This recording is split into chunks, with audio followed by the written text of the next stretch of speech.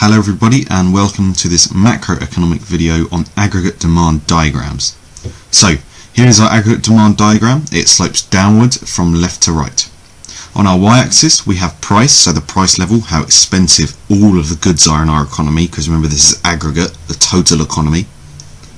And on our x-axis we have output. Now output is how much is produced in order to meet demand. So how many goods are produced in our whole economy to meet aggregate demand, to meet the demand for our whole economy. So therefore along this x-axis, this not only shows us how much is demanded, but also how much is produced to meet that demand. So our production levels or our output. Now, as with normal demand diagrams, any change in price, or price level in this case, is shown by movement along the curve. However, if there is a change in any other factor affecting aggregate demand, we get a shift of the curve, just like with normal demand curves. And the curves shift exactly the same way, luckily for you.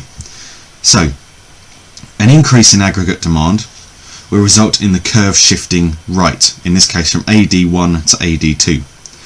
And this is because if our price level was at P1 and we read across to AD1 and read down, our quantity being demanded was Q1. However, now with the shift of the curve, if we read along to AD2 and now read down, our quantity being demanded is Q2, which is greater than Q1, so there has been an increase in the quantity being demanded. However, as I just said, this x-axis not only represents aggregate demand, it also represents our output, how much we're producing to meet that demand. So therefore, if there is an increase in aggregate demand, then there is an increase in output from Q1 to Q2. We are producing more to meet that demand. So our production levels go from Q1 upwards to Q2. And that therefore means that economic growth occurs, because economic growth is an increase in output, an increase in productivity.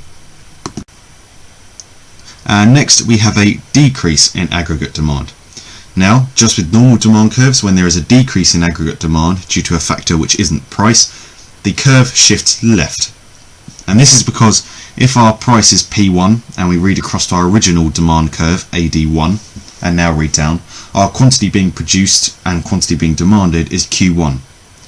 Now, with our decrease in aggregate demand, so our curve shifts left to AD2, we now read across from P1 to AD2 and down to Q2.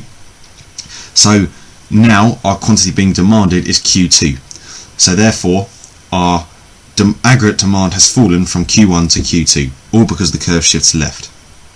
And also, just with an increase in aggregate demand, there is a change in output level here, because there is a change along our x-axis. So a decrease in aggregate demand results in a fall in output, a fall in production from Q1 to Q2, so therefore economic decline.